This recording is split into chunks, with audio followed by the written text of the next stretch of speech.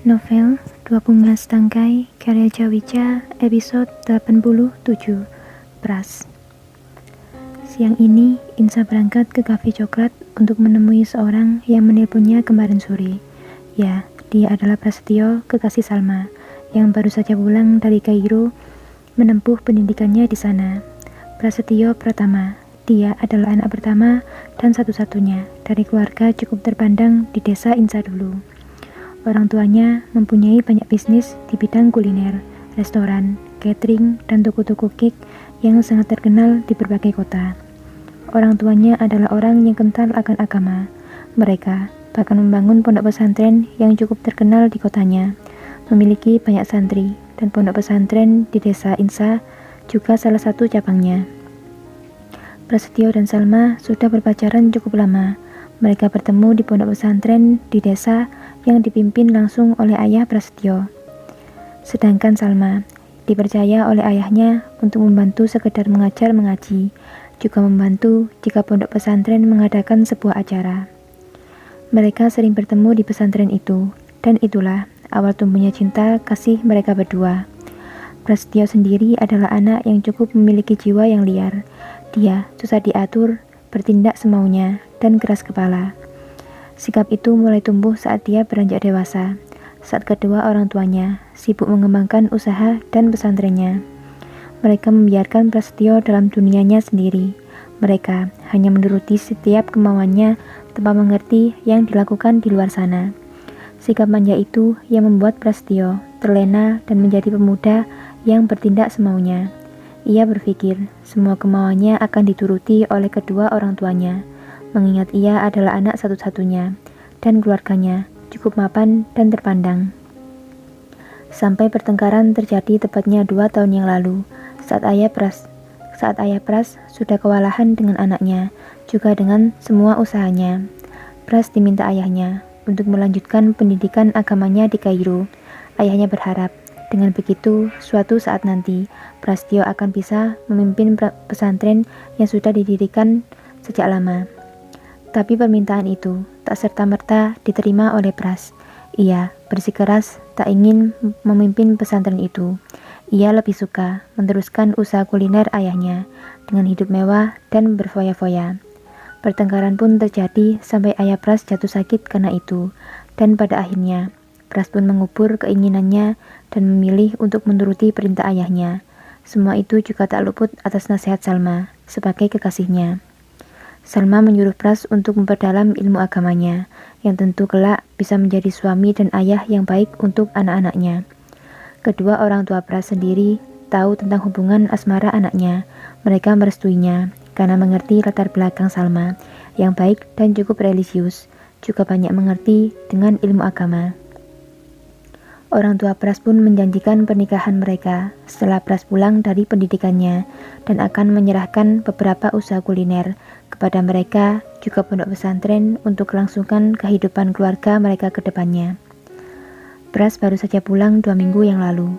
Pendidikan ia jalani selama 2 tahun lebih karena ada beberapa ujian tambahan yang membuat dia menjadi terlambat pulang ke tanah air.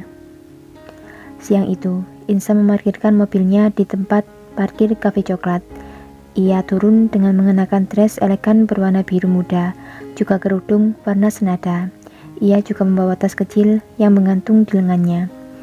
Insa memasuki kafe itu dengan langkah menawan, kulit putih bersih, juga wajah yang sangat cantik, membuat beberapa perhatian di kafe itu berpusat padanya.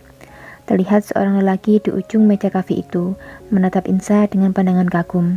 Insa pun mengetahui bahwa ia adalah Pras, kekasih Salma, yang baru saja pulang dari Kairo. "Kak Pras, apa kabar?" sapa Insa dengan senyuman ramah. "Ini kau Insa, sungguh?" Pras masih terlihat kaget dan mengagumi kecantikan Insa.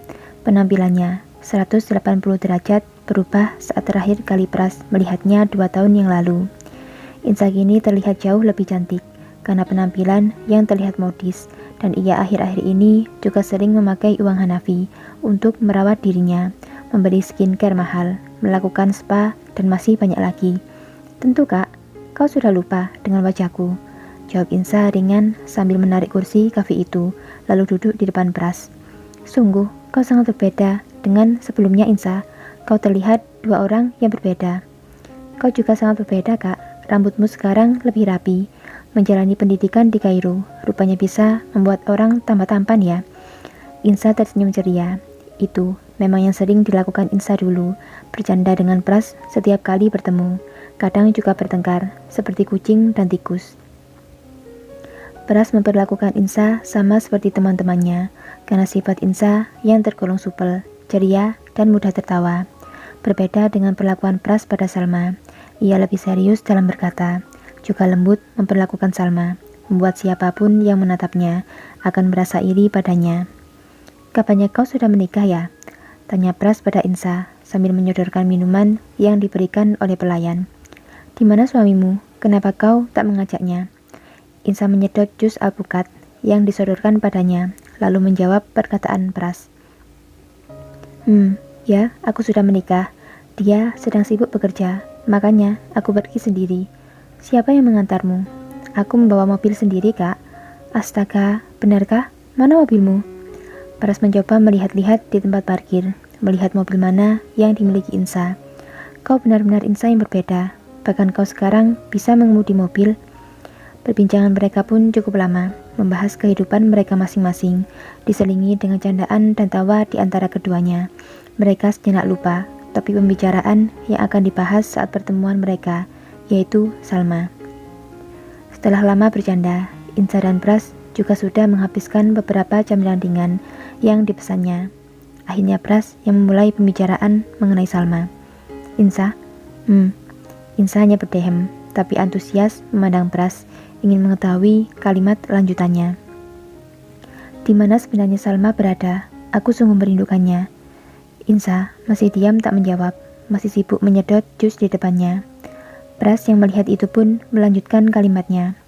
Orang-orang bilang dia pulang ke rumah kakeknya, tapi ketika aku bertanya di mana alamatnya, tak ada seorang pun yang tahu. Berikan alamatnya padaku, Insa, aku akan menemuinya. Bahkan ayah dan ibuku sudah membahas tentang pernikahanku dan Salma, tapi dia malah menghilang tanpa kabar. Melihat Insa yang hanya diam menatapnya. Hei Insa, apa kau mendengarkanku? Insa hanya mengangguk-anggukkan kepala pada Pras dan memberi isyarat padanya untuk meneruskan kalimatnya. Sudah beberapa bulan ini, dia tak bisa dihubungi, menghilang begitu saja. Apa terjadi sesuatu padanya, Insa? Dia baik-baik saja, kan? Dia baik-baik saja, Kak. Benarkah? Syukurlah, aku sedikit lega mendengarnya. Apa kau mau mengantarku menemuinya? Kau tak akan sanggup menemuinya dan melihat keadaannya yang sekarang. Pras mengangkat satu alisnya, menatap heran karena perkataan Insa. Kenapa dia, Insa? Apa dia sedang sakit? Tidak, dia sangat sehat dan baik-baik saja.